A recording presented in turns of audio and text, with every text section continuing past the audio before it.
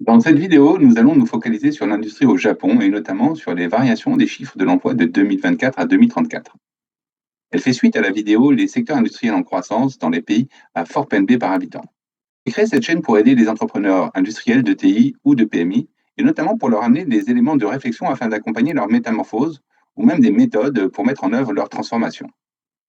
Bonjour, Pascal Vergine, j'aide les entreprises industrielles à se transformer pour qu'elles puissent se développer sans friction. Cette vidéo prend sa source dans la vidéo Étude de marché mondiale de la main-d'œuvre ouvrière, dans laquelle nous avions établi que 56% de la force ouvrière était détenue par la Chine, l'Inde et l'Indonésie. Nous avions d'ailleurs noté que le coût horaire d'un ouvrier dans ces trois pays oscillait entre 60 centimes et 3 euros de l'heure. Pour rappel, nous avions établi que les USA, l'Allemagne, le Japon et la France représentent 11% des forces vives de l'industrie manufacturière mondiale, même si la France ne contribue que pour 0,95 points. Quels sont les secteurs vers lesquels le Japon, pays à fort PNB par habitant, va puiser sa croissance de 2024 à 2034? La France peut-elle s'en inspirer? L'analyse de l'industrie japonaise a comme source les mêmes données utilisées dans la vidéo de l'étude de marché mondiale de la main-d'œuvre ouvrière. Les sources sont celles du METI, de GETRO et du Bureau de statistique de l'emploi. Les chiffres de l'emploi sont souvent la conséquence d'une politique économique. Mais lorsque l'on se concentre sur les variations de 2024 à 2034, il est possible de tirer quelques conclusions sur les grandes tendances en cours et à venir.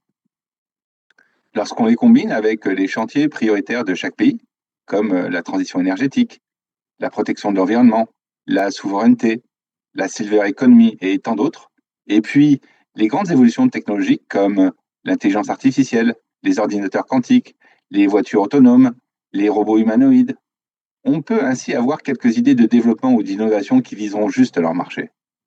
Il n'en sera pas moins nécessaire de faire de réelles études de marché pour anticiper l'introduction de nouveaux produits dans vos offres commerciales.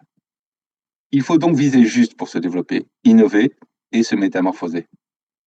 À ce propos, nous avons réalisé 3 études sœurs à celles du Japon pour les USA, l'Allemagne et la France, afin de pouvoir comparer ces industries étant toutes dans des pays à fort PNB par habitant. Elles sont à retrouver dans 3 vidéos distinctes et dans une vidéo comparative, les secteurs industriels dans les pays à fort PNB par habitant. Pour anticiper l'avenir, il s'agit de comprendre le passé, le présent, mais aussi de bâtir une vision au travers de la compréhension des enjeux du monde.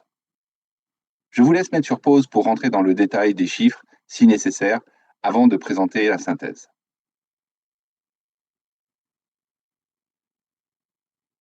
En synthèse, le Japon, avec 7 250 000 employés de l'industrie, soit 5,8% de sa population, va vivre la plus forte baisse des pays industrialisés à fort PNB par habitant, en perdant 310 000 emplois de 2024 à 2034, soit près de moins 4,2%. Sans choc énergétique, sans la politique tarifaire de l'administration américaine, mais avec une population active en baisse. Heureusement, le secteur de l'installation et la réparation de machines va connaître une très belle et inspirante croissance de plus 27%, créant 70 000 emplois. Cette croissance pourra être effective grâce à des produits hautement maintenables, à des techniciens qualifiés et à des accessoires permanents à la télémaintenance comme les lunettes connectées. Cet exemple japonais doit vivement attirer l'attention de fabricants de systèmes français, pouvant intégrer de l'électronique et de la communication. Le secteur de la télémaintenance peut éventuellement, combiner avec l'économie circulaire, favoriser l'exportation et même transformer le business model des entreprises souhaitant proposer ces services. Ceci fait l'objet d'une vidéo formation sur le réusage et les 5 R pour des produits robustes, réparables, régénérables, reconditionnables et recyclables. Le secteur du pharmaceutique va augmenter son nombre de personnes de 10 400 emplois, soit plus 3,4%.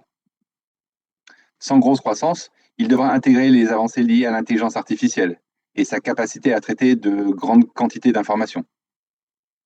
Le Japon cherchera à être souverain sur des médicaments clés et des équipements liés à la prise de médicaments, à la protection des personnes et à la production pharmaceutique. Ainsi, le Japon devra développer de nouvelles molécules et assurer une souveraineté sanitaire. Le secteur de l'électronique, optique et ordinateur va proposer 7 900 emplois supplémentaires, soit plus 2,2%.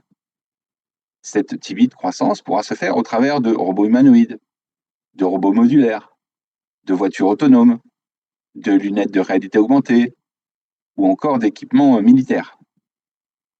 Ainsi, il faudra proposer des systèmes, des composants et des matériaux pour augmenter l'humain et assurer sa souveraineté. Si l'on peut apprendre des secteurs en croissance pour accélérer sa métamorphose, on peut aussi éviter des erreurs en regardant les secteurs en forte baisse. Hormis ces 3 secteurs en hausse, tous les autres secteurs seront en baisse, les plus significatifs avec des décroissances à 2 chiffres en pourcentage. Ainsi, nous noterons la fabrication de textiles et vêtements avec une perte de 15 000 emplois, soit moins 15,8%. La fabrication de cuir et de produits dérivés perdant 900 000 emplois, soit moins 15,8%. La fabrication de papier et d'impression se contractant de 200 400 emplois, soit moins 12%. La fabrication de véhicules à moteur et pièces avec 82 800 emplois perdus, soit moins 10,9%. Et la fabrication de produits issus du pétrole et du charbon avec 2 900 emplois de moins, soit moins 10,5%. Pour les secteurs perdant par dizaines de milliers des emplois, mais avec une décroissance en pourcentage à un chiffre, vous trouverez les machines et leurs équipements, les produits à base de métal, la production de métaux de base comme l'acier, la chimie, l'agroalimentaire, les produits de plastique et caoutchouc, les produits minéraux non métalliques, la fabrication de produits en bois pour l'ameublement, la fabrication d'équipements électriques. En conclusion, le Japon, avec la plus forte contraction de sa main-d'œuvre ouvrière des pays industriels à fort PNB par habitant, devra aller chercher quelques poches de croissance dans les secteurs de la réparation et installation de machines, dans celui du pharmaceutique et de l'électronique optique et ordinateur. Le secteur de la réparation et installation de machines doit susciter la curiosité de nos entrepreneurs français. C'est le moment où, si vous ne voulez pas rater votre métamorphose, il faut vous abonner à la chaîne, commenter et liker. Merci par avance. Il faut s'inspirer des pays leaders à fort PNB par habitant pour adapter sa stratégie, sans nécessairement aller sur leur territoire. Alors, réindustrialisation? Comment s'inspirer des pays leaders à fort PNB par habitant pour adapter sa stratégie? Comment se métamorphoser? Vous pourrez retrouver dans 3 vidéos distinctes des analyses des dynamiques par secteur des USA, de l'Allemagne et de la France. Il existe 4 façons de se métamorphoser pour être résilient. Le choix de l'une d'elles dépendra de la situation de l'entreprise et de son projet. Ceci est l'objet de plusieurs vidéos. Meta Industrie vous apporte des éléments de réflexion et des solutions. En attendant, vous pouvez me contacter sur mon LinkedIn ou bien dans les commentaires pour changer sur votre projet métamorphosant. Vous retrouverez de nombreuses vidéos de culture générale industrielle comme une étude du marché mondial de la main-d'œuvre ouvrière, des analyses sectorielles dans des pays à fort coût salariaux pour identifier des vecteurs à forte croissance, et tant d'autres. J'ai aussi préparé de nombreuses vidéos axées sur la mise en œuvre de la transformation, avec des zooms sur les briques technologiques, l'adéquation client-produit, les méthodes et outils de la transformation, et tant d'autres.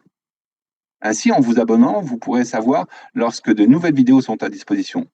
Croyez-moi, ça va vous ouvrir les chakras à la métamorphose industrielle. Alors, que retenir? Il ne sera pas possible de réindustrialiser comme dans le passé. Il faut donc innover.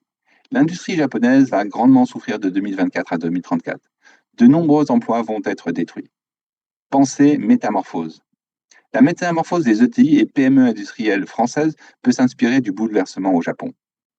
Il est à noter une tendance croissante où le Japon est à la pointe, le secteur de la réparation et installation machine, ou peut-être celui de la télémaintenance et des dark factories. Abonnez-vous à la chaîne YouTube MetaIndustrie pour en savoir plus sur le comment de la métamorphose industrielle. Pour des idées d'innovation, des méthodes, des outils et des astuces. À bientôt sur la chaîne ou LinkedIn. Au revoir.